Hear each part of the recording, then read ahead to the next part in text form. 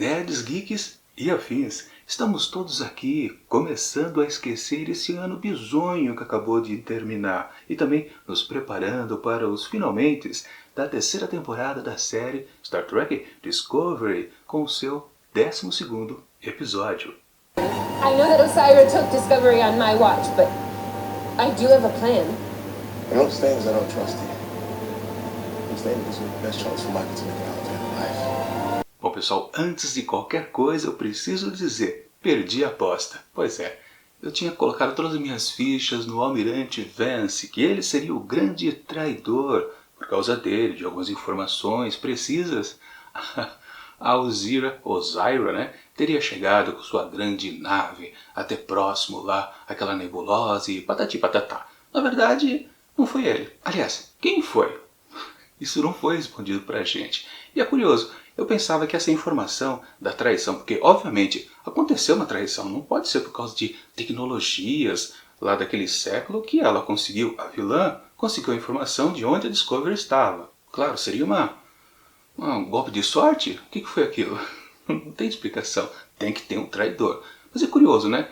Isso da existência de um traidor ali no meio do pessoal da frota é uma coisa que não vem apenas da gente, nós espectadores, mas também eu acho que da própria tripulação de The Discovery. Dá para perceber que eles estão desconfiados de alguém. Quer dizer, dá para perceber o que eu quero dizer com aquelas nuances que foram passadas pela atuação de alguns personagens no episódio anterior. Literalmente, acho que no texto não tinha nada descrito aí. Temos um traidor em volta de nós, ou entre nós, né? Não, eu acho mais coisas de traição vinda assim de pequenas coisas que talvez o ator já saiba, né? Como a história vai terminar, e ele meio que passa pra gente. É uma suposição minha. Mas de qualquer forma, se não for apresentado um traidor, digamos que o texto está mais errado ainda, como de costume, para falar a verdade. Bom, o que importa é esse episódio aqui dessa semana, que é o penúltimo dessa temporada. Bom, ele pode ser bem simplificado de maneira fácil de ser dita, né? Ele tem 3 linhas narrativas e todas elas, até que de maneira surpreendente, na minha opinião, faz um esquema até interessante, mas não quer dizer que o negócio está um pouquinho mais azeitado, que a gente pode considerar até um bom de um episódio. Lembrando, né, quem dirigiu ele foi o Jonathan Frakes, nosso grande number one. Pois é, sempre que ele dirige, a gente até já sabe que o texto vai apresentar bastante diálogo. E de novo, sim, esse episódio tem bastante, principalmente, claro, daquele grande embate entre Vance e a Osyra. Sim, e mais outras coisas também, né, entre os dois cientistas, Stamets e o Aurélio, ou também... Não, acho que é só isso, não tem mais. O resto é pura ação frenética. Na verdade, é um episódio realmente muito simples, mas ele tem algumas ousadias. A primeira, que logo eu estranhei, confesso também para vocês, o episódio já abre numa cena, inclusive, de ação interessante e curiosa, né? Onde a nave lá da Osyra está perseguindo a Discovery, quer dizer, fingindo uma perseguição, porque literalmente eles querem passar pelos escudos lá da sede da Federação, ou é da frota, sei lá, não importa. O que vale é que sim, é um bom golpe a ser aplicado ali, é muito interessante. Um episódio que já começa assim de maneira esperta me chama a atenção com certeza. E é funcional, realmente aquilo não dá para dizer que é um negócio exagerado, impossível de ter acontecido para os padrões da frota. Estava tudo nos seus conformes. Claro que talvez o Vance podia desconfiar um pouquinho antes. Pode ser que sim, pode ser que não, mas eu não considerei realmente exagerado. Outra ousadia que eu também percebi logo de cara é que os roteiristas resolveram não falar sobre o pessoal que está lá no planetinha completamente contaminado de radiação. Essa história foi completamente esquecida e eu considerava que esse episódio aqui, o 12º, seria exatamente para isso. Fechar esta questão relacionada à origem da combustão e depois, no episódio final, para encerrar a temporada, teríamos uma bela de uma batalha cheia de nave para lá e para cá. Não foi exatamente isso. Eu achei também algo inusitado aqui para os padrões da série. Na verdade, todo esse episódio a gente percebe que tem coisas bem diferentes do que estamos acostumados. Aquele feijãozinho com arroz que Discovery sempre ofereceu pra gente nos seus 3 anos de existência, aqui está um pouco diferenciado, talvez por culpa de quem fez o roteiro. Mas claro, no fundo, existem as decisões da mesa de roteiristas ou então do produtor, do Alex Kurtzman. Mas Realmente não dá para entender por que esse episódio foge à regra. É até curioso isso que está acontecendo por aqui. De qualquer forma, essa situação onde a Uzira quer invadir, até aí a gente pensa, normal, ela está se valendo de um bom estratagema e tudo crê que vão ter até uma batalha prévia, né, antes daquela final. Mas não, não é isso. Ela até consegue entrar, passa pelos domínios ali dos escudos e aí vence, descobre exatamente que está sendo ludibriado. Mas, por uma coisa completamente estranha, temos uma certa reviravolta aqui que eu nunca pensei que pudesse acontecer realmente em Discovery. O Zyra quer a paz. Que coisa mais esquisita. Muito inusitado mesmo. E a gente pode pensar, peraí, isso é cabível aqui nessa série? Uma vilãzinha B, né?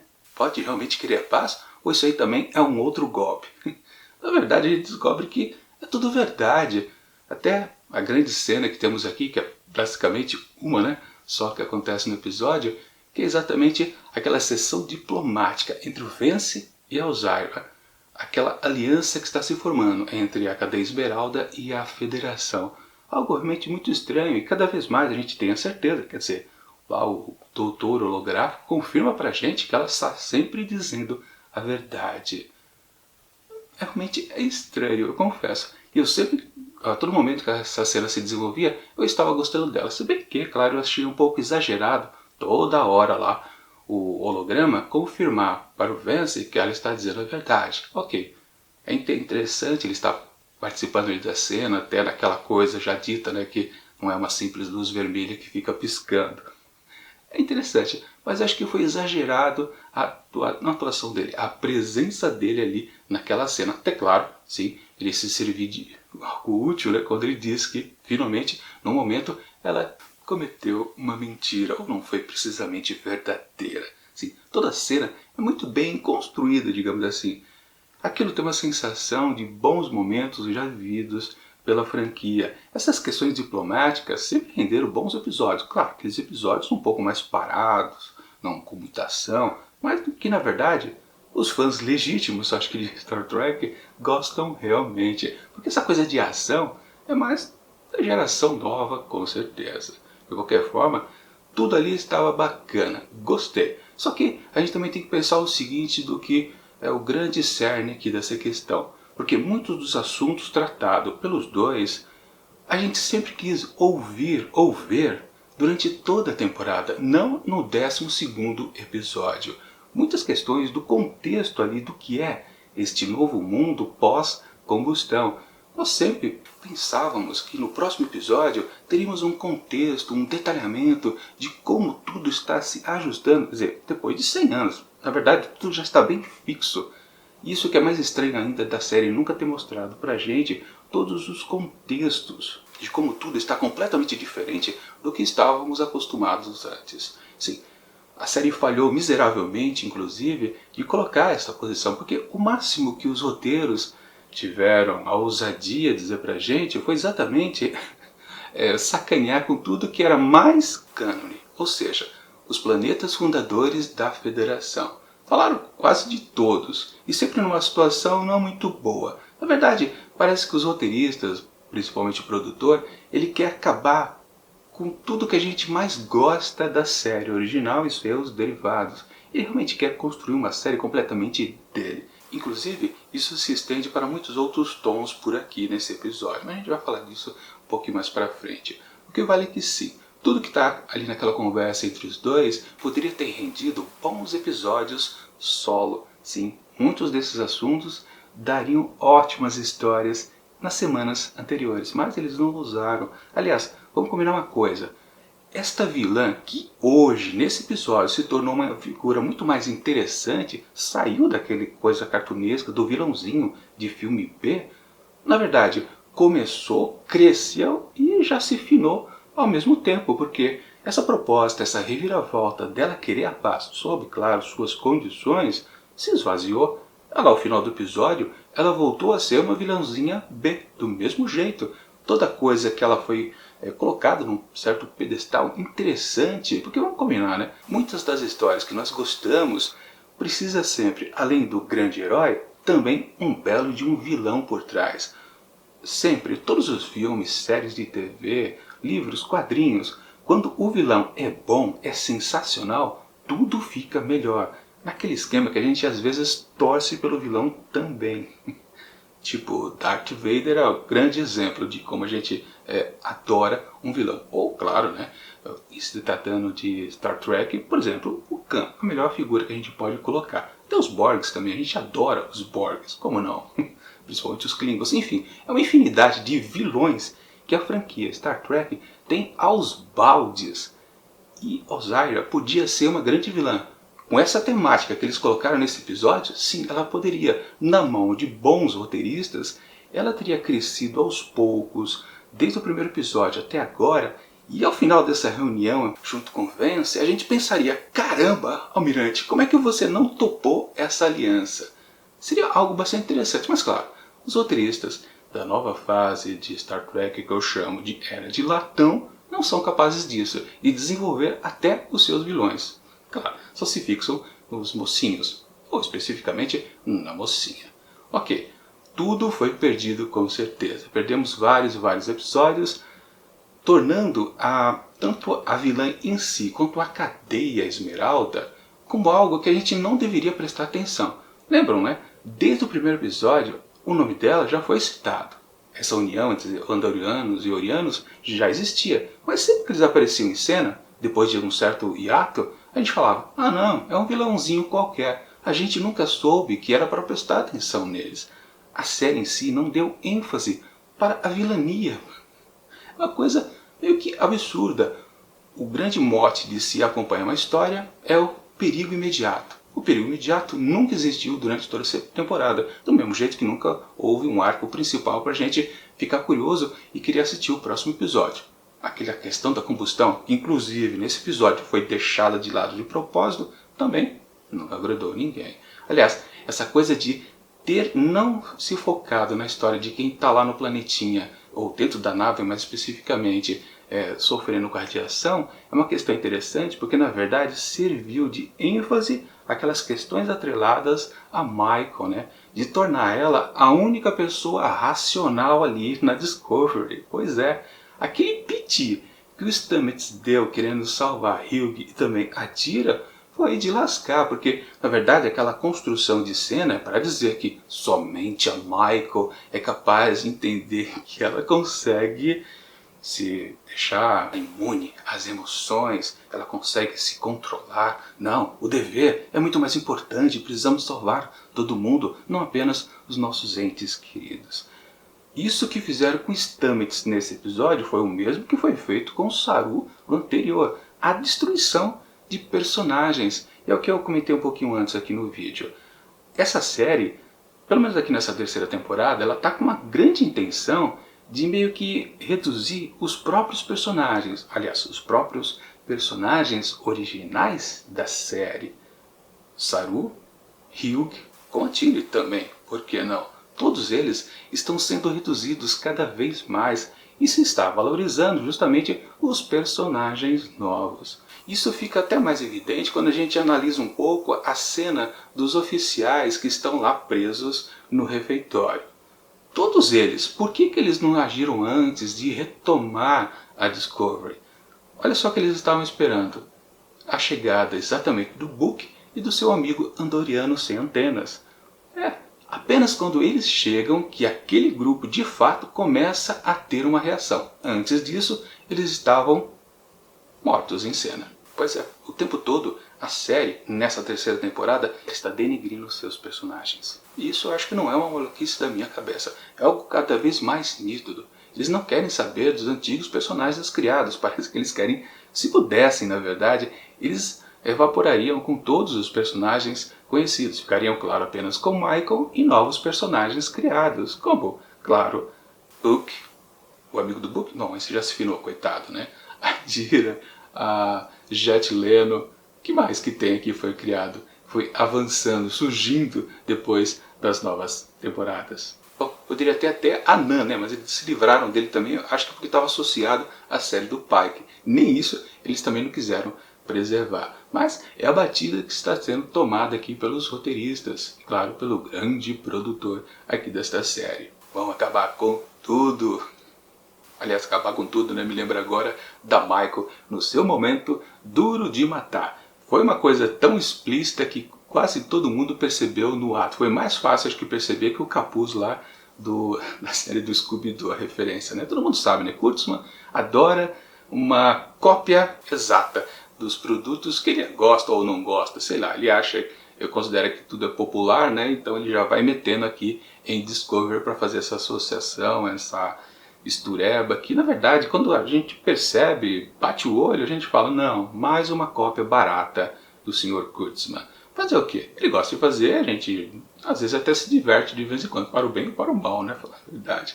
E aqui, claro, é muito evidente que aquilo ali era duro de matar. Claro, não vou reclamar de Michael, porque até o próprio Picard já teve o seu momento de duro de matar. Claro, não foi um grande episódio também, né? Mas foi interessante, pelo menos. De qualquer forma, a Michael aqui, nesse 12º, estava um pouquinho mais contida, digamos assim. Contida em termos de presença em cena. Acho que ela tem poucos minutos, né?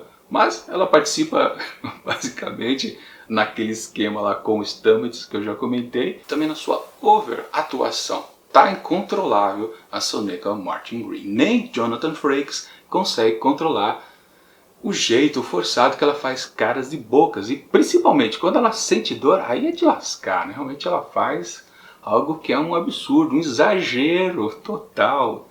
Mas é aquela coisa, protagonista oficial da série, toda poderosa, ninguém pode dizer nada, nem Frakes. Não tem jeito. E claro, tem uns absurdos lá. Aliás, a enfatização que eles deram que ela não estava matando ninguém, foi para quê, necessariamente? Em termos de construção de história, que eu quero dizer, aquela hora que ela ataca o primeiro cidadão lá, o regulador que chamam, né? Ela usa a perna para sufocar o cidadão, parecia que ela havia matado o sujeito. Mas depois, cenas adiante, a gente percebe que eles usam uma cena só para dizer que ela não matou, apenas deixou ele inconsciente. E depois, quando ela invade lá a engenharia e salva Stamets, ela diz claramente, eu só usei o tonteio aqui do phaser. Mas por que ela já não usou antes, no começo, o próprio phaser, né, que ele fica completamente morfado no seu braço, já lá no cidadão? É uma situação meio esquisita, né? Eles apresentam um pouquinho a questão de violência, mas depois negam logo a seguir. Mas eles enfatizaram isso pra quê? Só para nos dizer que ela é uma vilã de pele verde, por exemplo? Talvez sim, né? Acho que é isso. Eles quiseram diferenciar uma coisa da outra. Ela não é uma vilã aos moldes ou de exageros de violência da vilã oficial da série, que, como a gente viu, né, defenestrou o pobre coitado do amigo do Book, né, na lata ali. Uma cena também um pouquinho gratuita, mas é típico da série. Vá lá. Claro, também uma cena proposital para fazer com que lá o Aurélio mude de opinião a respeito dela. Que é também um grande problema de todo o texto da série inteira. Na verdade, não só da terceira temporada, mas de todos os anos. Sempre o texto, ele se vende muito fácil, ele nunca é sutil, ele sempre é muito pesado, ele sempre quer comunicar alguma coisa de maneira bem escancarada. Sempre as cenas são construídas nesse tipo de pegada. Não é para você ter dúvidas, ficar pensando, será que sim? Será que não? Por isso até, voltando ao assunto lá do começo do vídeo, por que não falaram a respeito do traidor até agora? Provavelmente talvez ele vá aparecer numa cena específica para o encerramento aqui desta temporada. Aliás, já fazendo uma projeção para o próximo episódio, eu não sei como essa série vai terminar, para falar a verdade. Ainda precisa resolver a questão lá do garoto que criou tudo, né? Aquele Kelpiano jovem, Kelpiano de 100 e tantos anos, né? O que aquilo vai render? Bom, eu já posso apostar que não vai acabar aqui nessa terceira temporada. Vai sobrar para a quarta. Porque afinal de contas, eu ainda acho que eles vão manter o padrão de ter uma grande batalha ao final do próximo episódio.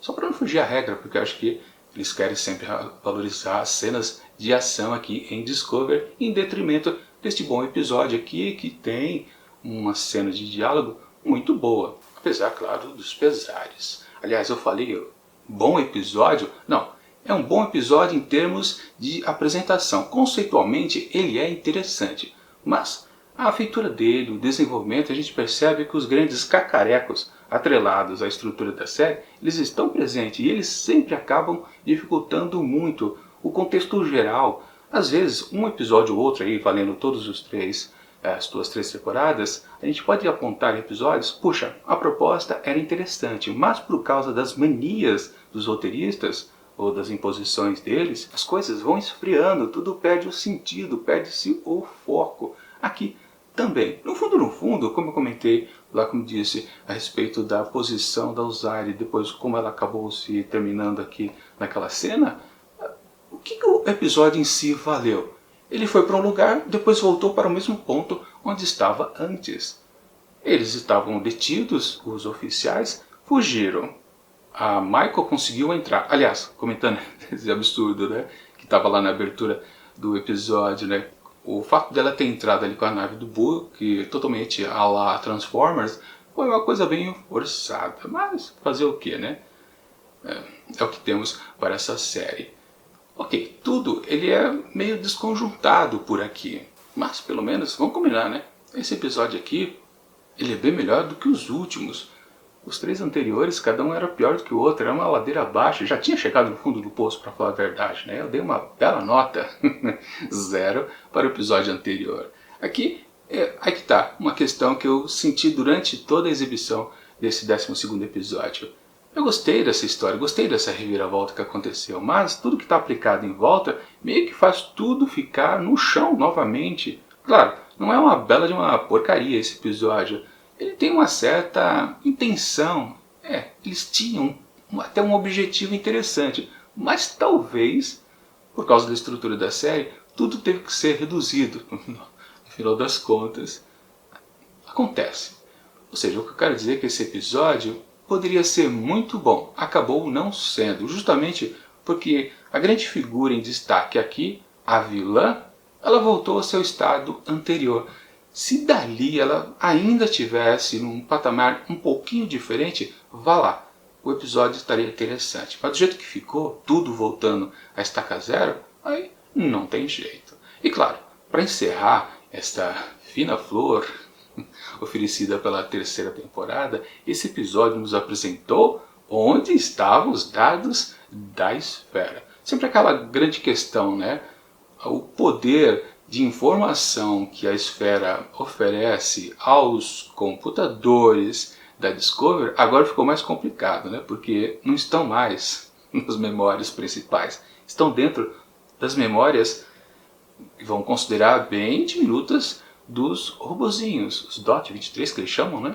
Tudo bem, é um exército de robôs e explica também por que eles aparecem na abertura dessa terceira temporada da série, né? Sim, eles seriam importantes, eu não pensei que seria nesse sentido. Mas por mais que existam robozinhos, a memória desses robôs, que são apenas droids de serviço, não seria, eu acho que, eficiente para acumular todo o poder de informação que a esfera deu aos computadores da Discovery anteriormente. Agora estão lá nessas pequenas maquininhas super simpáticas que fazem até a saudação vulcana.